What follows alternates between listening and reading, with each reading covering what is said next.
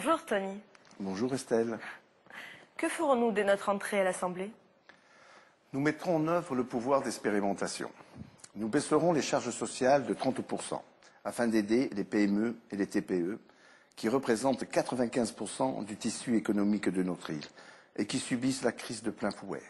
Nous pourrons également réduire la dette et diminuer le recours à l'emprunt. De plus, il faudra réduire tous les budgets de communication, de réception et de fonctionnement. Je pense qu'il est indispensable d'ouvrir les marchés publics aux PME et PMI, car il est anormal que seules les grosses entreprises récupèrent cette manne financière et laissent les miettes aux petits artisans. Nous pouvons également promouvoir les avances remboursables plutôt que les subventions pour la création d'entreprises telles que les TPE, les PME et les PMI. Favoriser également l'emploi de proximité. En ce qui concerne l'agriculture, il est somme toute important de promouvoir la vocation agricole de la région par un soutien à l'agriculture familiale, raisonnée, biologique et aux produits du terroir. Nous avons le devoir d'introduire dans les appels d'offres des cantines des lycées des clauses favorisant les produits du terroir régional.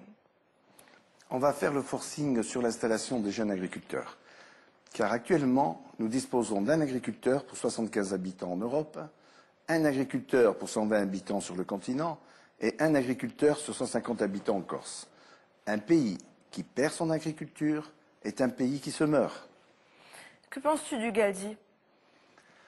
Le gazi n'est pas la panacée. Nous sommes actuellement dépendants du fioul. Nous serons dépendants du gaz, sans compter les risques d'un conflit géopolitique dans cette partie du monde. Souvenez-vous du conflit Russie-Ukraine. J'ai appris que l'Europe avait attribué 650 millions d'euros au profit du Maroc pour augmenter leur production agricole. Déjà que nos agriculteurs faisaient un 100 mètres vêtus d'un sac à dos et de Rangers, tandis que les autres étaient en short et en tennis. Si en plus on les charge d'un poids supplémentaire, jamais, je dis bien jamais, ils ne seront compétitifs. Tu sais, Tony, je connais un couple dont le mari est invalide. Cela fait 6 ans qu'ils attendent un logement social et malheureusement, ils constatent que les prioritaires sont les familles issues de l'immigration. Tu sais bien, en France, ça fait 30 ans qu'on déshabille les Français pour habiller les autres. Je me pose la question de savoir si l'UMP est de droite ou de gauche.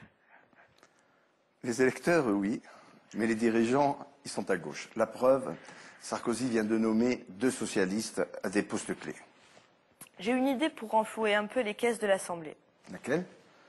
Comme la taxe professionnelle va être supprimée, on pourrait demander aux entreprises de plus de 50 employés de reverser ces sommes à l'Assemblée, car de toute façon, cela m'étonnerait que les grands patrons aillent reverser l'économie de cette taxe à leurs employés. Ça serait une belle chose. Et que penses-tu du statut des auto-entrepreneurs? En fin de compte, c'est une façon de faire croire que le chômage baisse en légalisant le travail au noir, au détriment des PME, des TPE, qui, eux, payent des charges. De plus, il faut savoir que de cette manière, ces statuts ne créent pas d'emploi et qu'il est très difficile de cotiser pour sa retraite. Je vais vous parler d'un commerçant, le soir, quand il rentre à la maison après sa journée, quand il sait qu'il va payer l'URSSAF, l'ARAM, l'organique, les acédiques pour celui qui est un employé. Croyez-moi, il se fait des cheveux gris et il passe des nuits blanches. Je n'arrive plus à comprendre ce système sarkozyste, ces impôts qui ne cessent pas. Nous retrouvons une taxe tous les mois au moins. Mais pourquoi fait-il cela? Sarkozy il avait fait ses belles promesses pour séduire les électeurs.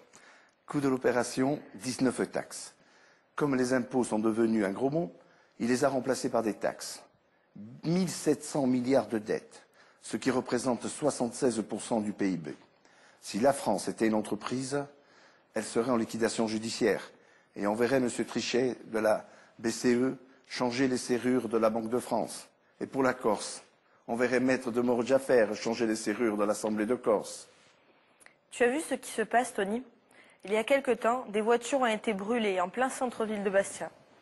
Des attaques aux personnes aussi. Tony, qu'est-ce qui se passe? La sécurité est la première des libertés. Il ne faut pas l'oublier. C'est très simple, Estelle. Le commissariat de Bastia a perdu 45 fonctionnaires de police. Celui d'Ajaccio, 32. Ne vous étonnez pas si les cambriolages, les vols de voitures, les agressions à domicile, comme à Lumio, et les voitures incendiées ont doublé en 1 an. C'est vrai que la population change. Nous avons un repeuplement de la Corse, avec ses femmes voilées, ses marchés halal. On n'est plus en Corse, là. Moi, je veux retrouver dans la rue la convivialité de la Corse, la bonne humeur. J'ai l'impression que les gens ne changent pas tous, heureusement. Tu sais, l'identité de la Corse est menacée. C'est sûr, par toute cette mondialisation grimpante et l'immigration qui ne cesse de s'accroître à la cadence de 2000 immigrés par an. Et ce, simplement en Corse. La société corse devient multiculturelle, donc multiconflictuelle. Il suffit de voir les événements du jardin de l'empereur à Ajaccio et de la rue droite à Bastia. Si on n'inverse pas ce flux migratoire, des conflits beaucoup plus graves sont à prévoir. Et je ne veux surtout pas que la Corse devienne le Kosovo de la France. Finalement, ce que nous voulons tous, c'est laisser une Corse prospère à nos enfants et ne pas faire honte à nos ancêtres qui se sont battus pour nous léguer cet héritage.